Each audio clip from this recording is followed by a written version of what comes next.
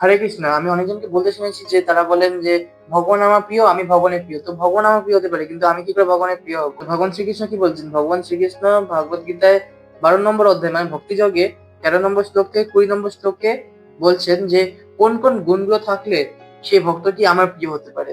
তো চলো দেখে নিই কোন কোন গুণের কথা ভগবান বলছে। ভগবান 12 নম্বর শ্লোকে বলছে, অদ্বেষ্ট সর্বভূতানাং মৈত্র করুণা এব চ निर्ममो निरहंकार समा दुःख सुख शमी सन्तोष सततं योगी यतत्मा दृढ़ निश्चय मया अर्पिता मनोबुद्धि योद्मद भक्ता শমে প্রিয় মানে সে আমার প্রিয়। তো এবার দেখি অনুবাদ কি বলছে। যিনি সমস্ত জীবের প্রতি দেশশূন্য, বন্ধু ভাবাপন্ন, কৃপালু, মমতা বুদ্ধি সম্পূর্ণ, নিরহংকার, সুখে ও দুঃখে সমভাবাপন্ন, ক্ষমাশীল, সর্বদা সন্তুষ্ট, সর্বদা ভক্তিযোগে যুক্ত, সংযত স্বভাব, দৃঢ় সংকল্পযুক্ত এবং যার মন ও বুদ্ধি সর্বদা আমাকে অর্পিত, তিনিই আমার প্রিয় ভক্ত। ভগবান প্রথমেই বলেছে যে আমার ভক্তের মধ্যে প্রধান যেটা চরিত্র সেটা হচ্ছে দেশ শূন্য, মানে কাউকে দেখে ঈর্ষা করবে না যে ওর কাছে এত টাকা আছে আমার কাছে কিছু নেই, আমার বাড়ি ছোট ওর কাছে বড় বাড়ি ফ্ল্যাট আছে, এত কিছু আছে ওর কাছে গাড়ি আছে আমার কাছে গাড়ি নেই। তো এইসব এরকম দেখে অন্যের সাথে ঈর্ষা করা চলবে না। এটা হচ্ছে প্রথম পয়েন্ট। দ্বিতীয় পয়েন্ট হচ্ছে বন্ধু ভাবাপন্ন, মানে আমাদের সকলের সাথে বন্ধু ভাবাপন্ন হয়ে থাকতে হবে, মানে আমাদের সকলকে বন্ধু হিসেবে মেনে চলতে হবে। দেন হচ্ছে দৃঢ় সংকল্প। দৃঢ় সংকল্প মানে হচ্ছে আমাদেরকে একটু অটল থাকতে হবে যে আমরা কি করছি, কি মিশন আমাদের, কি নিয়ে আগাচ্ছি, আমাদের কৃষ্ণ ভবনাময় মিশন, আমাদের ভগবানের কাছে যাওয়ার জন্য আমাদের কি কি করতে হবে, আমাদের পুরো দৃঢ় সংকল্প থাকতে হবে। তারপর দেখছি 15 নম্বর শ্লোকে ভগবান কি বলছে, ইয়াসমান নদ বিজাতে লোকো লোকাম নদ বিজাতে চাইয়া হর্ষমর্ষায় ভয়োদ্বেগে মুক্ত ইয়াশা চমে প্রিয়। তো এই শ্লোকটির অনুবাদ হচ্ছে, যার থেকে কেউ উদ্বেগ প্রাপ্ত হয় না, যিনি কারো দ্বারা উদ্বেগ প্রাপ্ত হন না এবং যিনি হর্ষ ক্রোধ ভয় উদ্বেগ থেকে মুক্ত, তিনি আমার অত্যন্ত প্রিয়। তো এই শ্লোকে ভগবান বলতে চাইছেন যে কাউকে আমরা উদ্বেগ দেবো না, মানে কাউকে আমরা দুঃখ দেবো না, এবং কারোর থেকে আমরা উদ্বেগ প্রাপ্ত হব না, মানে আমরা কারোর থেকে দুঃখ পাবো না। তো চলো তারপর দেখি 16 নম্বর শ্লোকে ভগবান কি বলছে, অন্নপেক্ষা শুচির দক্ষা উদাসীনা গতা ব্যথা সর্বারম্ভা পরিত্যাগী যোমাদ ভক্তা সমে প্রিয়। এখানে ভগবান বলছেন অনুবাদে, যিনি নিরপেক্ষে সূচি, দক্ষ, উদাসীন, উদ্বেগ শূন্য এবং সমস্ত কর্মের ফলত্যাগী, তিনি আমার ভক্ত। এখানে ভগবান বলছেন যে আমার ভক্ত কখনো কিছুর উপর ডিপেন্ডেন্ট থাকে না, মানে কখনো কারোর উপরে নির্ভরশীল থাকে না। কোনো একটা কর্ম করলাম তার ফলের জন্য কামনা করছি, কবে ফল পাবো, কেমন হবে না হবে, তো সেটা আমাদের করলে চলবে না। দক্ষ মানে এক্সপার্ট, সূচি মানে পিওর, তো তারাই হচ্ছে আমার শুদ্ধ ভক্ত, মানে is very dear to me, মানে সমে প্রিয়া। চলো এখন দেখি 17 নম্বর শ্লোকে ভগবান কি বলছে, ইয়োনা হর্ষাতি না দ্বেষ্টি না শোচাতি না কাঙ্ক্ষতি শুভা শুভা পরিত্যাগী ভক্তিমান ইয়াশা মে প্রিয়া।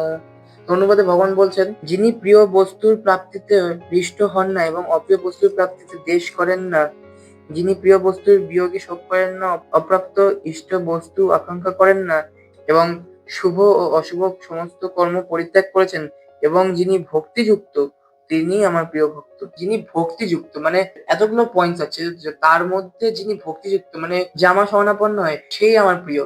সমে প্রিয়া মানে সেই আমার প্রিয়। 18-19 নম্বর শ্লোকটি একসাথে আছে, ক্ষমা শত্রু চ মিত্রে চ তথা মনাপমানয় শীতোষ্ণ সুখ দুঃখেষু ক্ষমা সংজ্ঞা বিবর্জিতা তুল্য নিন্দা স্তুতির মৌনি সন্তুষ্ট ইয়ানা কেনচিৎ অনিকেত স্থিরমতির ভক্তিমান মে প্রিয় নর।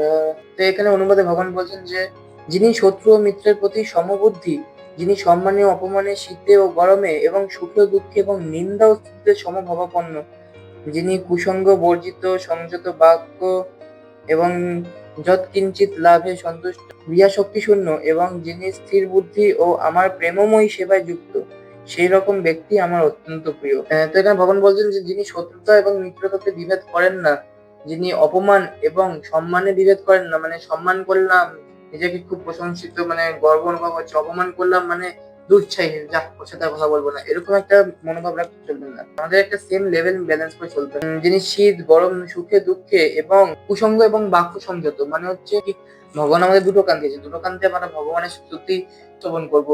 দুটো চোখ দিয়েছে, যে দুটো দিয়ে ভগবানের সচ্চিদানন্দময় দিব্য রূপ আমরা দর্শন করব। ভগবান কথা শ্রবণ করবো বেশি, ভগবানকে দর্শন করবো বেশি, কিন্তু কথা বলবো কম। কারণ আমরা যখনই কথা বলতে চাই তখনই আমাদের চান্স থাকে যে আমরা কিছু ভুল বলে ফেললাম বা কারোর ব্যাপারে নিন্দা করে ফেললাম। এবং আমার প্রেমময় সেবায় যুক্ত, আমার প্রেমময় সেবায় যুক্ত মানে হচ্ছে যে প্রেম পূর্বক আমার সেবা করবেন, তারাই হচ্ছে আমার প্রিয় ভক্ত। 20 নম্বর শ্লোকে ভগবান বলছেন, यतु धर्ममिदं यथाक्तं पर्युपासते श्रद्धा धना मत परमा ভক্তস্তেতিব মে প্রিয়। তো অনুবাদে ভগবান বলছেন, যারা আমার দ্বারা কথিত এই ধর্মামৃতের উপাসনা করেন সেই সকল শ্রদ্ধাবান মতপরায়ণ ভক্তগণ আমার অত্যন্ত প্রিয়।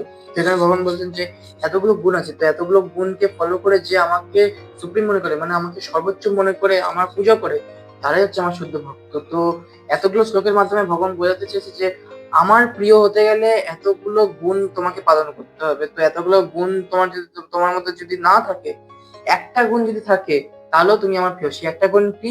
তোমাকে আমার শরণাপন্ন হতে হবে। ভগবান লাস্টে একটাই কথা বলেছে, সর্বধর্মান্য পরিত্যাজ্য মাম একং শরণং ব্রজ। মানে হচ্ছে সব ধর্ম ছেড়ে তো তুমি শরণাপন্ন হও আমার চরণে। মাম একম শরণাম ব্রজ অহম তাম সর্ব পাপেভ্যো মোক্ষায় স্বামী মাসিছে। মানে আমি তোমাকে সব সমস্যা থেকে মুক্ত করব, তুমি শোক করো না। আপনার যদি এই বিষয়ে কোনো প্রশ্ন থাকে বা কনফিউশন থাকে, আপনারা আমাকে কমেন্টে জানাতে পারেন। তো আমি যতটা পারবো তাড়াতাড়ি আপনার কমেন্টের উত্তর দেওয়ার চেষ্টা করব।